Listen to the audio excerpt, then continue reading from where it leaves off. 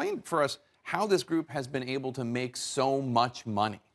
Well, unlike its predecessor, Al-Qaeda, which raised money principally from external sources, ISIS, Donations from Saudi Arabia and Saudi Qatar. Arabia, charities, for example. Yeah. ISIS is primarily self-funded.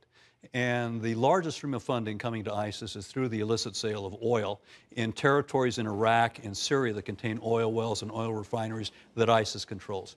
The estimates are that they bring in as much as $1 to $2 million a day from the sale of oil in the black market.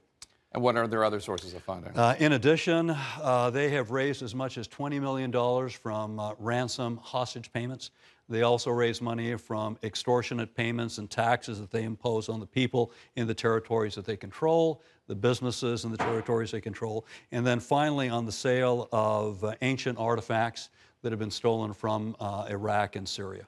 So I thought that there was some question about funding coming from Qatar and other countries. There is some external funding, but their primary sources of funding are internal. Is there a way for the U.S.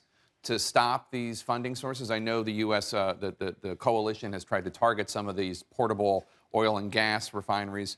But what about, for instance, the people who buy this illicitly obtained oil and gas? No, exactly. The Treasury Department needs to be focusing on the middlemen, the smugglers, the people that are actually transporting as much as 20,000 to 30,000 barrels of oil a day across the border into Turkey and then also into Syria. They're not targeting them? Well, they haven't identified any individual. At least they haven't placed them on the Treasury list for blocking and freezing the assets of the middlemen, of the smugglers, of corrupt border guards at the border that are looking the other way when the oil is being smuggled across the border into Turkey. And I think that the Treasury Department needs to intensify its efforts on those types of individuals. It would seem obvious that you need to go after those guys in order to stop this trade. Well, I think it is, but my sense is that the Treasury Department has had some difficulty in developing some traction, establishing its footing,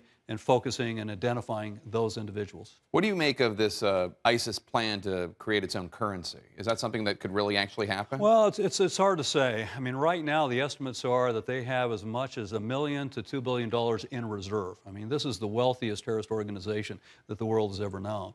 And so with that kind of money, it's hard to understand what's the potential, what could they do with that. So certainly it's a possibility.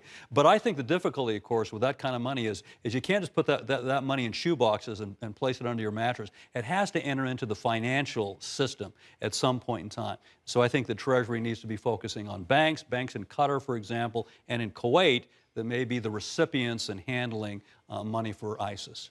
They have so much money, you say, and yet the current Undersecretary for Terrorism and Financial Intelligence, David Cohen, says they don't have enough money to actually run a country or set up the so-called caliphate that they want to. Do you agree with that? Well, I'm not so sure. I think they have, again, the estimates are as much as $1 billion in reserve that's in their possession.